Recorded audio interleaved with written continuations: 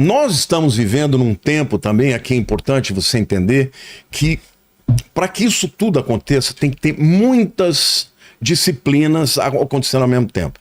Por exemplo, nós vamos ter um caos econômico no mundo. Nós vamos ter um Armagedon econômico no mundo. Você está percebendo como hoje o mundo está cada vez mais enfrentando problemas econômicos? Tem agora essa guerra de tarifas aí que está sendo promovida. Então, vamos pensar agora, fazer uma análise aqui econômica das medidas que o Trump está acontecendo. Lá em 1944, nós tivemos, depois do final, quase no final da Segunda Guerra, houve aquele chamado Acordo de Bretton Woods, né? Você já ouviu falar sobre isso? Sim. Quando as nações vencedoras sentaram e falaram, olha, Estados Unidos, você que tem que ser o país para ser o balizador da economia do mundo. E aí o que eles fizeram? Colocaram o dólar baseado, lastreado pelo ouro. Só que o mundo cresceu, precisou de muito mais moeda, muito mais dólar, e aí os americanos tiveram que produzir moeda. Quando você produz moeda, o dinheiro cai, e começou a ter realmente problemas para os Estados Unidos. A partir daí, eles tiveram outros encontros, em 71, quando eles acabaram com o dólar, com o lastro do ouro, e o dólar passou a ser o lastro do mundo. E aí nasceu o chamado câmbio flutuante. Cada país por si, a sua moeda, cada um com seus problemas, né? Bom, obviamente, a moeda americana se tornou um porto seguro, começou a crescer demais. Quando o dólar começou a ficar muito forte, o que aconteceu? Na balança comercial ele começou a perder. Aí vem a China, desvaloriza o dinheiro deles, ou seja, fica barato para fica barato para vender, todo mundo compra da China e ninguém compra dos Estados Unidos. Principalmente porque dentro do próprio Estados Unidos, os Estados Unidos fez uma escolha errada de desindustrializar. Ou seja, antes eles produziam tudo, eles falaram, é mais barato. Fazer na Eu China, compro na China, na Coreia, na Índia, Taiwan, parará. Né? Inclusive as fábricas iam para lá porque não tinham que pagar aqueles muitos encargos. Com isso, os Estados Unidos ficou sendo o xerife do mundo, a moeda forte, mas começou a ter problemas claros, né, de endividamento. Hoje os Estados Unidos devem 20 trilhões de dólares. É muito dinheiro. Então vem o Donald Trump, se ele não der um choque de gestão, os Estados Unidos quebra, porque a China saiu de onde está e está no cangote dele, está fungando no cangote dele.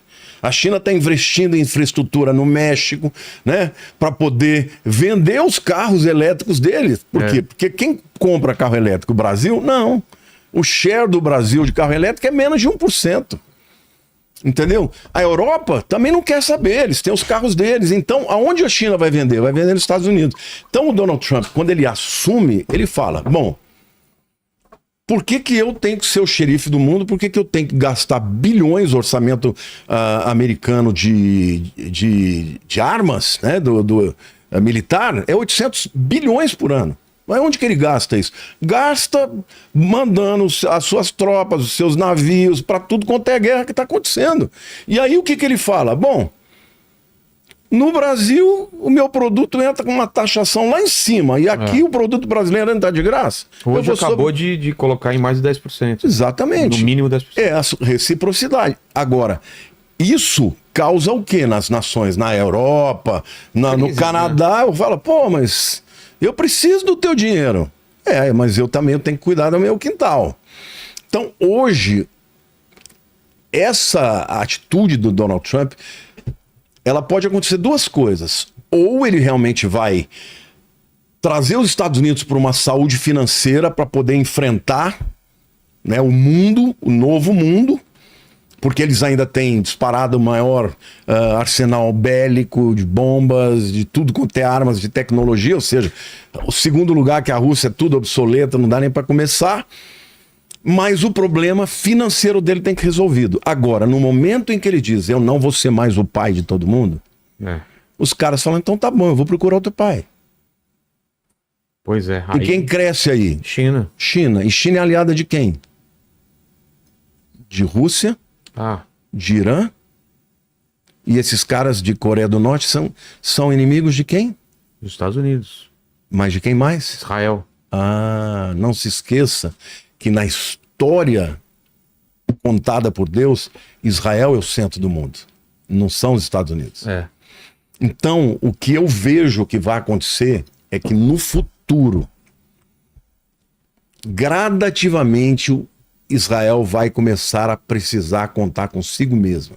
Porque até as profecias que a gente vê são profecias que mostram que Israel vai ser sitiada pelos inimigos, vão invadir Jerusalém. É isso que está nas escrituras, tanto do Velho Testamento quanto do Novo.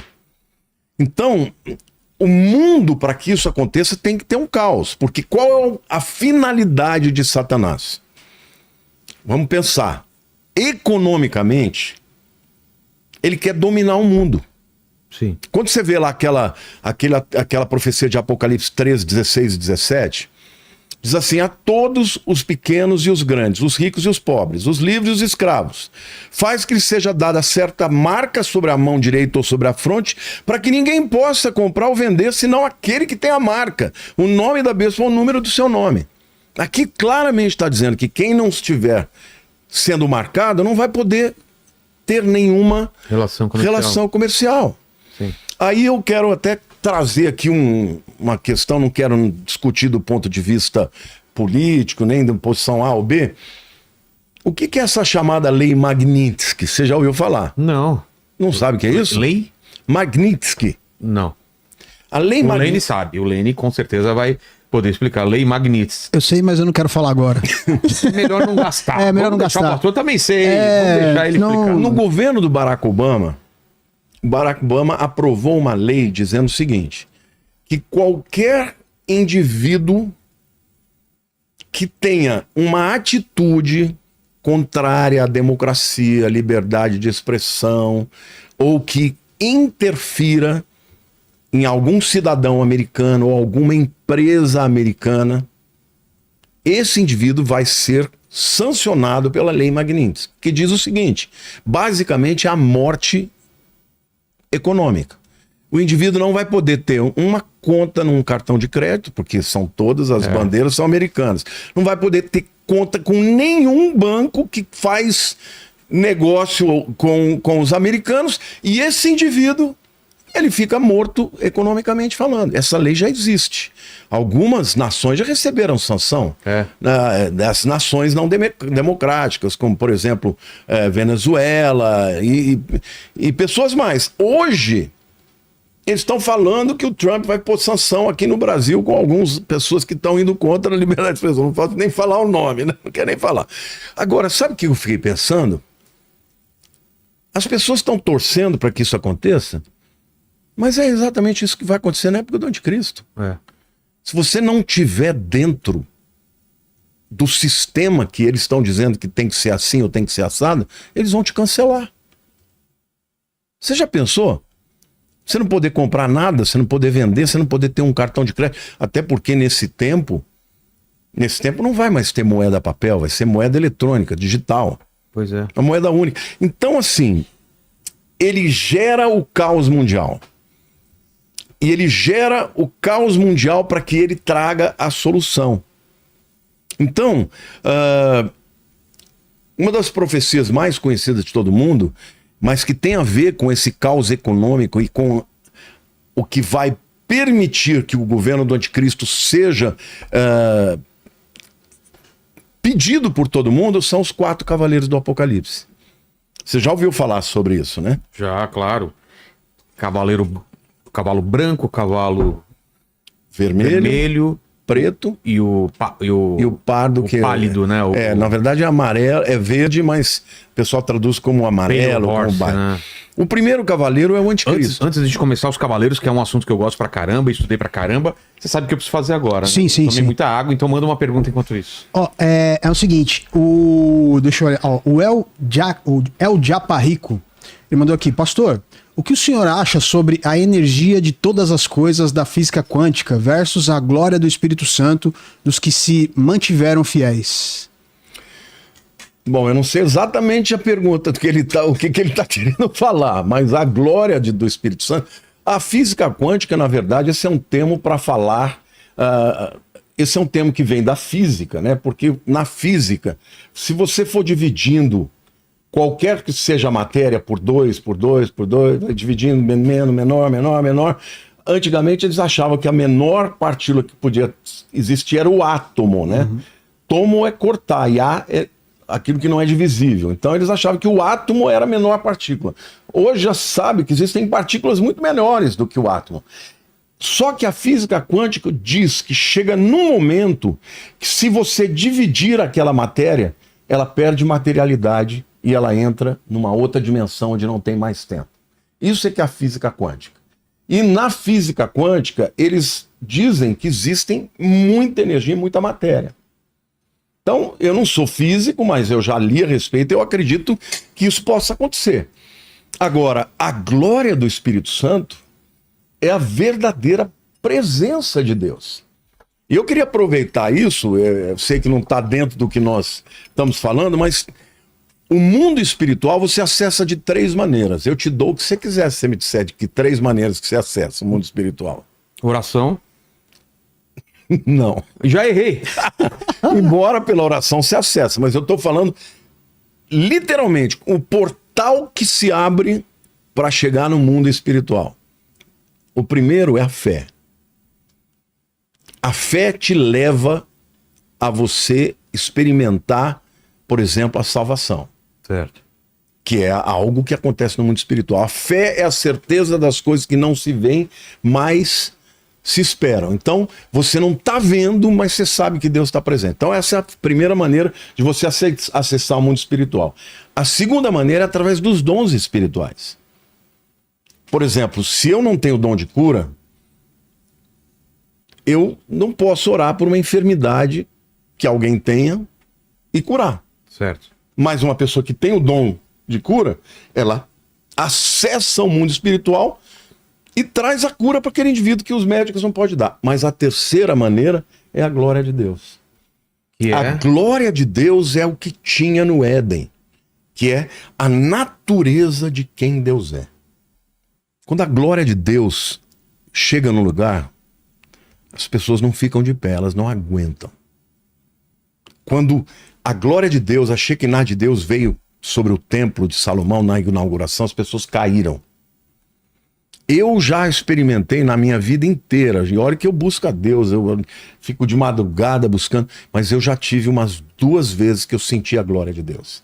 A glória de Deus, ela é acessada quando Deus quer se manifestar na vida de alguém. Ou ele te leva para a dimensão do céu, do trono, como Isaías, que viu, né, aquela glória e ouviu os serafins cantando santo, santo, santo, ou ele se manifesta no lugar, como foi, por exemplo, lá na inauguração do templo, ou até na vida das pessoas.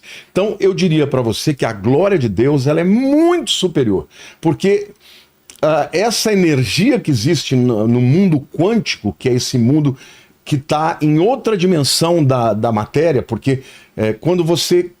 A menor parte que tem é o chamar de quanta, é a unidade deste mundo quântico. Não tem mais materialidade, não tem lugar, não tem tempo. Então, no mundo quântico, você pode estar aqui, você pode estar do outro lado do mundo, porque não tem mais materialidade física. Mas isso é só uma fagulha do que a glória de Deus. Então, daí respondendo a pergunta. Vamos para os Cavaleiros do Apocalipse.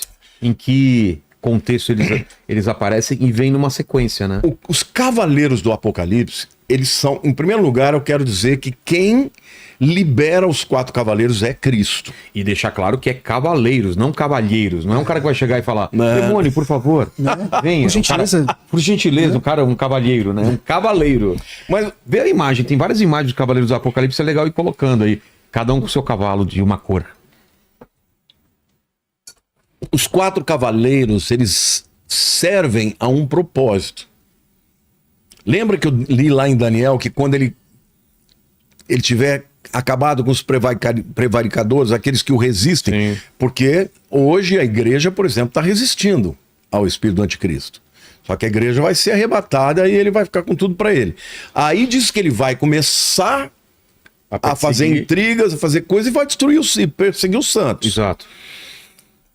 Os 4 cavaleiros, eles cumprem esse propósito, não só de permitir o caos para que o anticristo seja invocado, E ele vai produzir uma paz passageira, mas vai produzir, e as pessoas vão dizer, tudo bem, não tem outro jeito, por favor, seja o nosso Deus, seja o nosso rei, Líder, né? O líder mundial.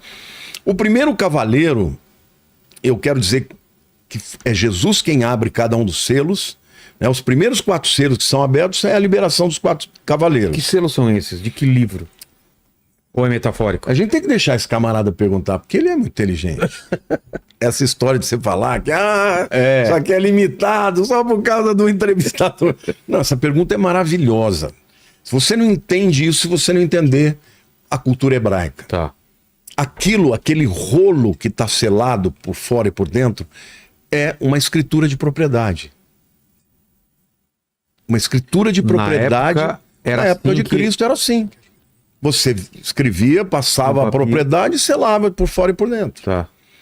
Agora, o que é entregue nas mãos, das mãos de Deus para Jesus? E esses selos na época não é selo que a gente tem hoje em dia de colar. É o selo de cera, É né? aquele de cera, né? Isso. Até tem imagem, já vi, desse livro, né? Esse pergaminho, ou não sei se era feito de couro. É pergaminho mesmo? pergaminho. Um pergaminho.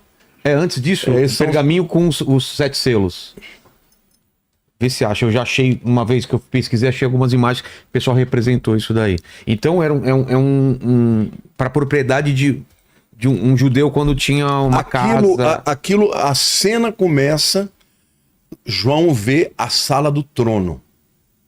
Então ele vê Deus sentado no trono, ele vê os 24 anciãos. Quem são 24? Os 24 anciãos é uma discussão teológica. Alguns acreditam que são as 12 tribos de Israel, e outros acreditam, e além disso, os 12 apóstolos. Tá. Outros acreditam que esse número é um número de levitas que tinham. Na verdade, a gente só vai saber lá nos céus, né? Entendi. Que eram, na verdade, grupos que eram escolhidos para adorar no templo. Certo. Então eram segmentos que eram escolhidos, um time inteiro, né? Mas eu acredito pessoalmente são os 12 apóstolos Então, e as 12 Deus tribos. no trono, os 24 Os que estão sentados no anciãos. trono. E aí, de repente, ele ouve uma voz no trono dizendo: quem é E Deus está com o livro na mão, que é esse pergaminho selado por fora e por dentro. Certo. Quem é digno para abrir o livro e quebrar os seus selos? E houve um silêncio no céu. Aí João começa a chorar. Ele chora copiosamente, copiosamente. Por quê? Porque ele falou: ninguém era digno de abrir os livros. E aí... Olha lá. Exato. E aí ele ouve uma voz e fala: não chores, porque o leão da tribo de Judá, o cordeiro que foi morto, é digno de abrir os livros. Então é ele... É Jesus. E aí ele entra na sala do trono e ele olha. Ele foi anunciado como o leão da tribo de Judá, porque agora ele vai rugir. Mas ele entra e ele diz: e entrou como um cordeiro que tinha sido morto. João viu Jesus com sangue. Viu Jesus com as feridas nas mãos e nos pés, com as chagas. E aí Jesus vem, pega da mão de Deus o livro e começa a quebrar. Este é o momento em que Deus fala: filho, chegou a hora.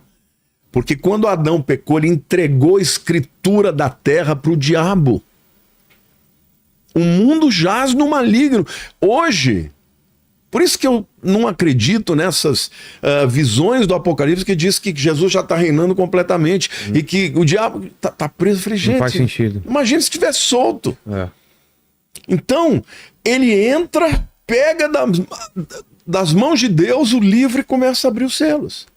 E cada um selo que é aberto é um juízo que é estabelecido na terra, porque agora está na hora de Jesus tomar de volta a escritura de propriedade, porque a terra é dele. Deus deu de volta para ele. E o milênio nada mais é do que Jesus dizendo: agora vocês vão entender o que Adão devia ter feito, que era viver em obediência e glória para Deus. Ele não fez, mas Jesus vai fazer. E o mundo no milênio vai viver a paz que tinha no Éden.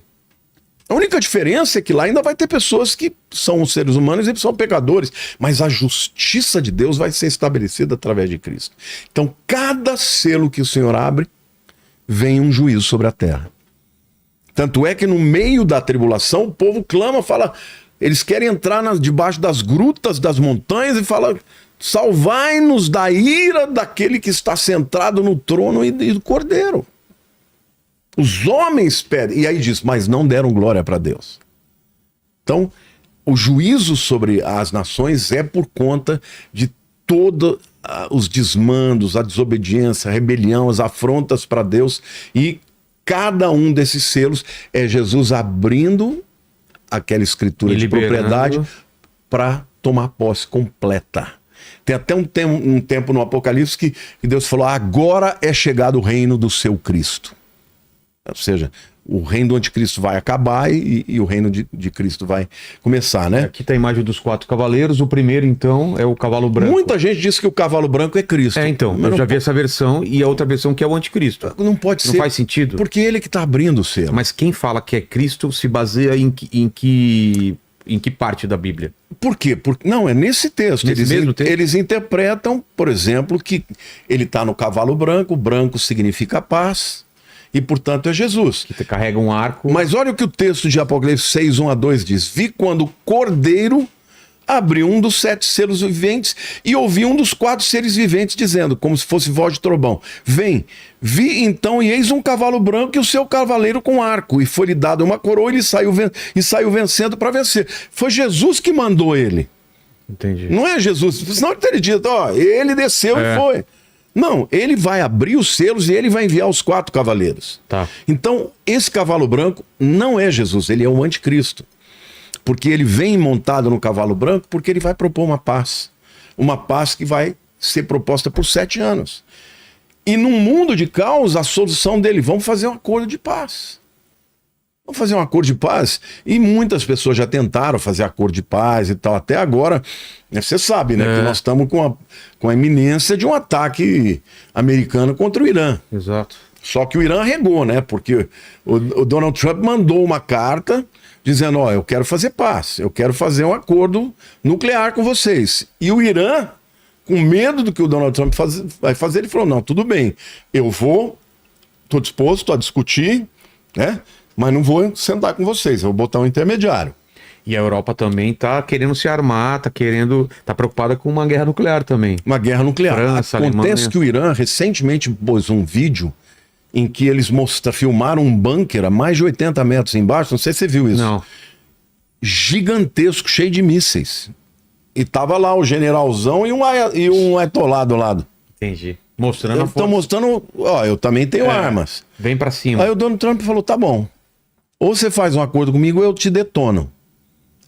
E ele tem coragem de fazer isso. E aí o Irã falou, não, tudo bem, vamos conversar. Então, o que o Trump quer? Ele quer que o Irã não seja capaz de enriquecer o urânio a ponto de fazer uma bomba atômica. Isso.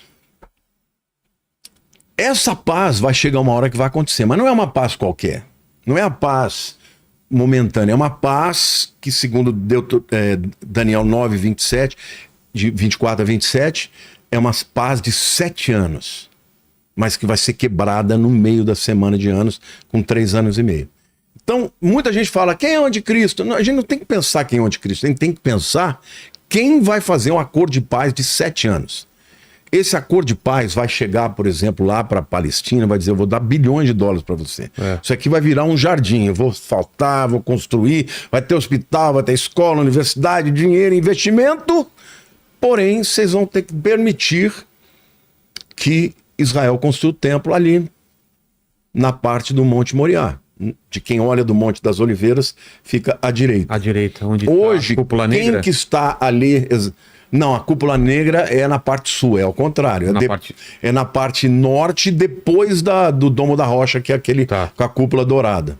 É a parte oposta. Sim, onde... Não vai ter que destruir nenhuma das duas. Não? Não. Não tá debaixo da cúpula dourada? Não, na verdade, a porta dourada, de quem olha do Monte das Oliveiras, dá num lugar que está vazio. Sim. Porque se fosse... Tá fechada. E a porta tá fechada. Tá fechada. Se tivesse que destruir aquilo, não ia ter acordo. Entendi. Então o acordo vai permitir que se construa mais tenha mais uma construção lá. Será? Na sexta, Quem vai adorar são os muçulmanos. Os judeus não assumem. Nos sábados, os judeus... Os judeus não assumem, mas dizem que já estão construindo todos os elementos para colocar lá dentro, né? Não, já está tudo pronto. Já está tudo pronto? Tudo. Você pode visitar. Você nunca foi em Jerusalém? Foi. Mas você foi no Instituto do Templo? Não. Tá tudo pronto. E a novilha vermelha? Já tem também. Já tem algumas. É. Algumas que foram geneticamente perfeitas, sem um pelo que não seja vermelho. Tá pronto. Por que essa novilha vermelha? A novilha vermelha era um sacrifício que Deus mandou que fizesse no Monte das Oliveiras para purificação de todos os transeuntes, os judeus que viessem para adorar no templo. Então, como é que era feito? Ela tinha que ser perfeita, pura, totalmente vermelha e tal, e ela tinha que ser feita num sacrifício, um holocausto. O holocausto é um sacrifício que não sobra nada, vira tudo cinza. É. A cinza dela era misturada com água pura, e estas cinzas, todos os judeus que entravam, passavam pelas mikvaot, que eram as piscinas de purificação, antes de entrar no templo, e eram purificados com essa água misturada com as cinzas. Entendi. Aí ele estava purificado, porque no meio do caminho eles podiam ter pisado em algum lugar morto, algum animal impuro, e Deus falou, não pode entrar aqui na região do templo sem estar purificado. Então, hoje os judeus já criaram essa novilha. Já tem várias, não é uma só, são várias. Por quê? Porque eles já estão crendo que o templo vai ser reconstruído em breve. No deserto, os chamados Koanims, que são os descendentes de sacerdotes, já estão fazendo sacrifícios. É? É. Você sabe que a palavra Cohen é um sobrenome comum aqui, né? Monja Cohen, né? É. Sabe o que é Cohen? Não. Sacerdote. É da mesma família. Esses são levitas, são descendentes dos sacerdotes, de Arão. Entendi. Entendeu? Então, tá tudo sendo preparado. Agora, para que esse templo possa ser reconstruído, vai ter que ter um acordo de paz. E esse acordo de paz vai permitir que os judeus, que os muçulmanos adorem na sexta, que os judeus adorem no sábado e os cristãos no domingo. A Bíblia diz que esse acordo vai ser de 7 anos. Mas que na metade o anticristo vai quebrar. Alguns chegam a afirmar que na inauguração do templo, que vai ser na metade, alguns acham que vai ser na metade dos 7 anos, o anticristo vai entrar dentro dos Santos dos Santos. E aí vai causar um alvoroço com os judeus. Aí os judeus vão falar, não, pera lá. Peraí.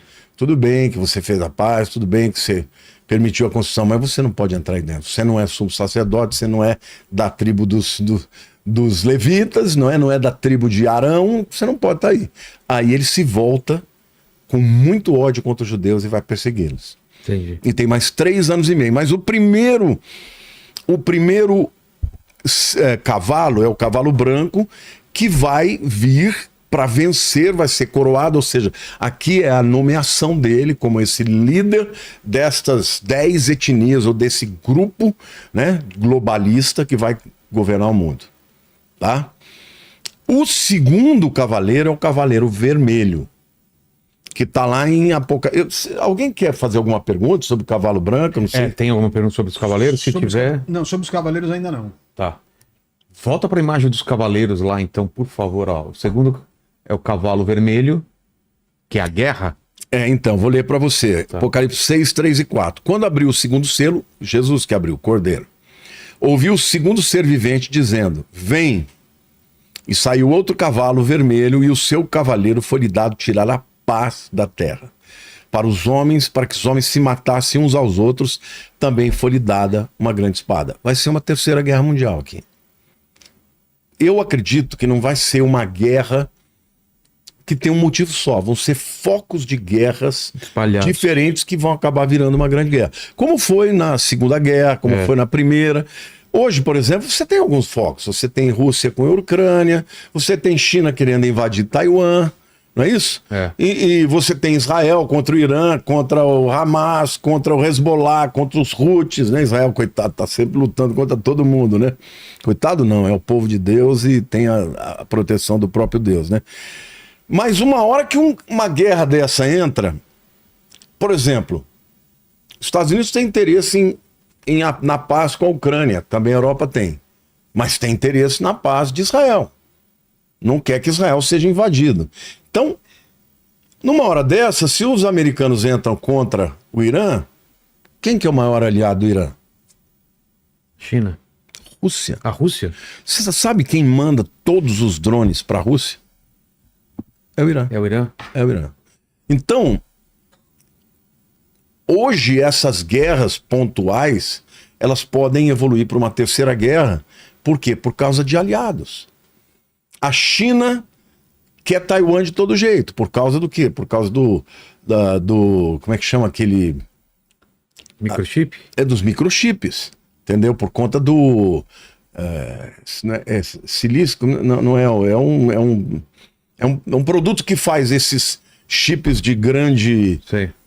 Marcelo, como é que chama isso aí? É o silício, não é?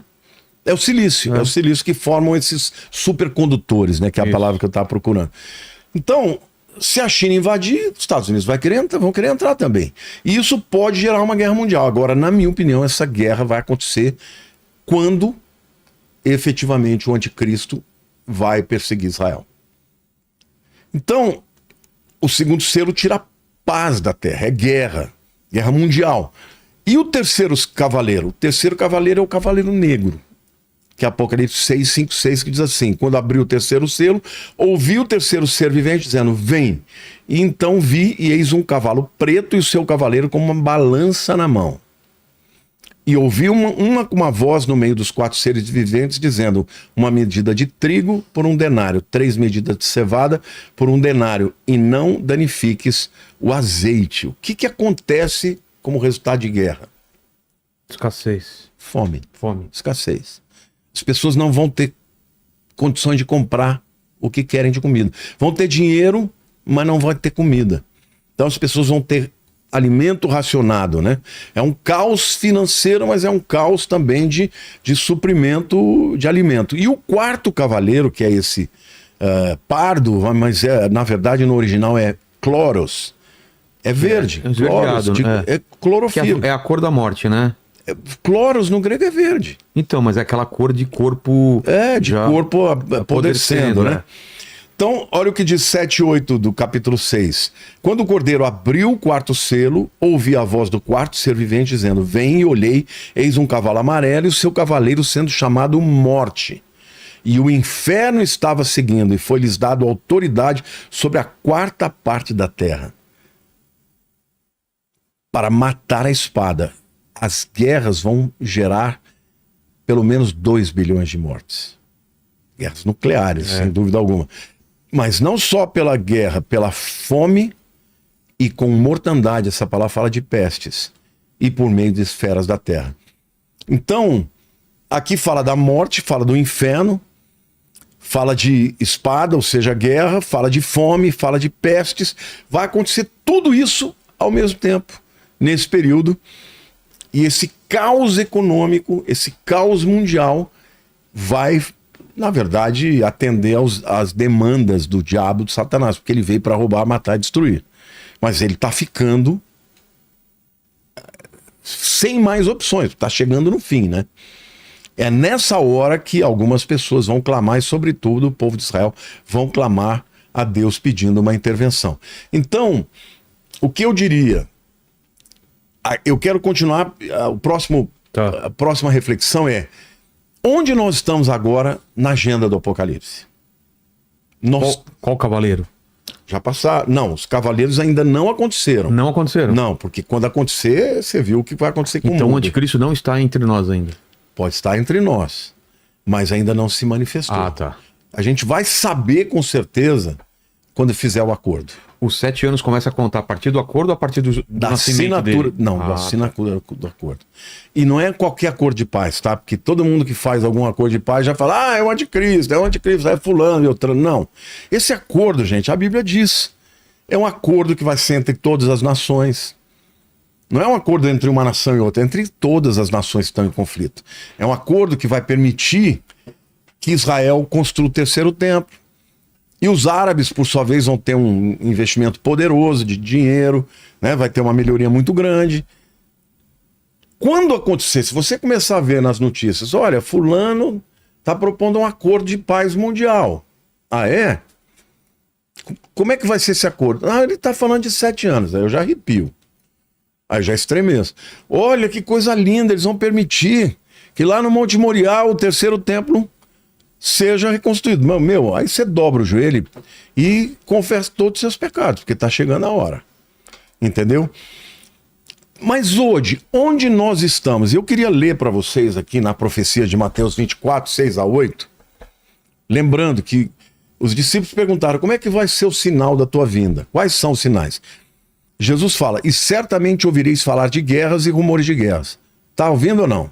Tô. Tá acontecendo isso? É. Vede, não vos assusteis, porque é necessário assim aconteceu, mas não é o fim ainda. Então, esse tempo que nós estamos vivendo de guerras e rumores de guerra, é necessário que aconteça, mas não é o fim ainda. Aí ele diz, Nem perto do que vai acontecer. nem perto. Do tamanho da guerra. Aí ele diz, por quanto se levantará nação contra nação e reino contra reino. A palavra nação contra nação é etnos contra etnos. É guerras étnicas. É guerra de judeu contra árabe, de brancos contra negros. Guerras étnicas. Nós não estamos vendo isso hoje. É. A pessoa não gosta do outro só por causa da cor da pele ou só por causa da religião que ele tem, né? Aí ele fala, reino contra reino. Aí é Basileia contra Basileia. Aí é reino mesmo, aí é nação mesmo. Haverá fomes e terremotos em vários lugares. Tem ou não tem? Pô, acabou de ter um terremoto agora. É, no Mianmar. Porém, tudo isso é o princípio de dores. Este é o tempo que nós estamos vivendo.